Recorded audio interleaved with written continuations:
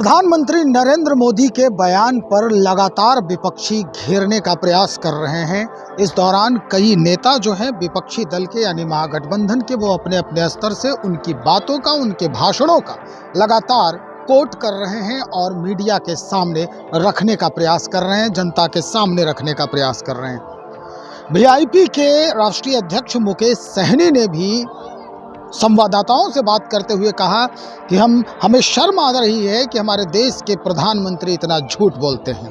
और तो और एक बात और कह दी उन्होंने कि भाई ताली जो बजा रहे हैं वो कैसी ताली है। हम चाहते हैं कि आप उनके पूरी बातों को सबसे पहले सुन लें। क्या कह रहे हैं मुकेश सहनी? देखिए, हमारी सरकार बनेगा, हमको पता है कि हमको क्या करना चाहिए। वो हमारे मुंह में न डाले, उनको क्या करना चाहिए वो अपनी बात करें।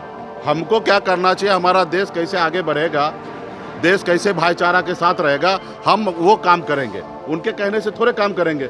हम उनको जो कह रहे हैं कि 20 करोड़ युवा को नौकरी देने के लिए, वो दे तो नहीं रहे। तो हमको हमारी सरकार बनने के बाद हमको क्या करना चाहिए और देश को जोड़ के रखने के लिए जो उचित होगा वो सब काम हम करेंगे। उनके कहने से कोई काम नहीं करना। कर्नाटक में ओबीसी का आरक्षण छीन करके कांग्रेस ने कर्नाटक में ओबीसी का आरक्षण छीन कर मुसलमानों को दे दिया। प्रधानमंत्री ने कहा कि आप लोग भी वही कर रहे हैं। वो गलत बयान दे रहे हैं, वो ऐसा कुछ नहीं है। प्रधानमंत्री जी इतना झूठ बोलते हैं, हम लोगों को शर्म आ रहा है कि हमारे देश का प्रधानमंत्री सिर्फ चुनाव जीतने के लिए इतना झूठ नहीं बोलना चाहिए।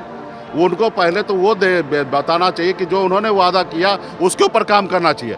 राज्य सरकार जिनके पास, जो अभी उनके पास देश का प्रधानमंत्री है, उनको लग रहा है गलत है तो बदल देना चाहिए। कल उन्होंने झंझारपुर में कहा मंडल कमीशन को रोक के रखने वाला। भैया 10 साल से आप ताली बजा रहे थे क्या? 10 साल से आप सरकार में थे, क्यों नहीं मंडल कमीशन को आपने लागू कर दिया? काका कल का रिपोर्ट क्यों नहीं लागू कर दिया? आप 10 साल से क्या हिजड़ा बन के ताली बजा रहे थे क्या? तो ये सारे चीज़ें झूठ बोल रहे हैं, ये लोग गलत तरीके से बयानबाजी कर रहे हैं और बेवजह से जो उनको कहना चाहिए वो नहीं कर रहे हैं। धन्यवाद। तो सुना आपने मुकेश सहनी का कहना। अब हम इस बात को लेकर अब भारतीय जनता पार्टी के जो राज्यसभा के सांसद हैं भीम सिंह, वो क्या कह रहे हैं मुकेश सहनी की बातों पर, उसे जरा गौर से सुनिएगा। क्या कहना चाह रहे हैं? भाग्य है कि मुकेश सहनी जैसा अनपढ़ गंवार व्यक्ति भी नेता बनकर मुकेश सहनी ने जिस भाषा का प्रयोग आदरणीय प्रधानमंत्री जी के लिए किया है, दुखद है, दुर्भाग्यपूर्ण है। इस हिंदी भाषा के लिए ईश्वर को धन्यवाद चाहता हूँ। ये मुकेश सहनी को कोई जानकारी नहीं है। ये मुकेश सहनी कह रहा है कि प्रधानमंत्री जी ने 10 साल में मंडल क्यों नहीं लाया। ये कैसा व्यक्ति है, कैसे नेता बन गया? मंडल कमीशन 1990 में ही लागू हो गया। सुप्रीम कोर्ट के जजमेंट के बाद 1993 से पूरे देश में ही लागू हो गया। इसके तहत नौकरियाँ मिल रही हैं और ये अभी सवाल उठा रहा है और गलत भाषा का प्रयोग करके आरोप लगा रहा है प्रधानमंत्री पर। प्रधानमंत्री जी ने कहा है कि मंडल कमीशन को 10 वर्षों तक रोक करके कांग्रेस ने रखी। सही बात है, 90 में लागू हुआ, लेकिन रिपोर्ट तो 80 में ही आ गई थी। ये 10 वर्ष तो कांग्रेस का शासन था, उसने रोक रखा था। काका कलेक्टर आयोग का रिपोर्ट 1955 में आया, शेरू में से रद्दी खाने ये कांग्रेस पार्टी है जो पिछड़ों का विरोधी है और यही बात प्रधानमंत्री जी ने कही है। लेकिन इसे कुछ अक्ल नहीं है।